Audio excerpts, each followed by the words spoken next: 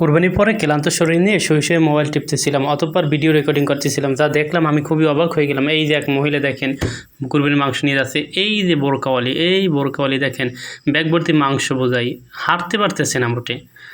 ইনি আবার দাঁড়িয়ে দেখ মানে কতক্ষণ অপেক্ষা করতেছে। আবার এই যে এক পিসি ব্যাগ ভর্তি মাংস নিয়ে যাচ্ছে, মানে কি বলবো, বলার কিছু নেই। এই আরেকজন মানে পুরো তাড়াহুড়োয় আছে। এই যে আরেকজন এই দেখেন দৌড়াচ্ছে মাংস নিয়ে, মানে একটা বাসায় কতজন মানুষকে দিতে পারে বলেন। এই আরেকজন আসতেছে পিপিলিকের মতো গুটি গুটি পায়ে, এইভাবে আসতেই থাকে। এই আরেকজন আসতেছে, দেখেন এটা মানুষ কতজনকে দিতে পারে। এই নিয়ে যাচ্ছে, ইনি আবার দেখতেছে যে আমাকে মাংস বেশি দিল না কম দিল। ওই দেখেন ওই যে বস্তা ভর্তি মাংস, এই দুইটা পিসছি তাদের হাতে মাংস। এই আরেকজন যাচ্ছে। একটা মহিলার পক্ষে কতজনকে দেওয়া সম্ভব? এই বাসায় কিন্তু একজনই কুরবানি দিয়েছে।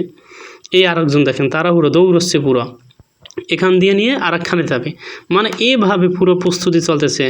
ইনি আবার যাচ্ছে এই দুইটা পিচ্ছি নিয়ে নামছে কুরবানির মাংস নিতে, মানে ছাউপোনা সব নামাইছে। এই আরেকটা মেয়ে যাচ্ছে।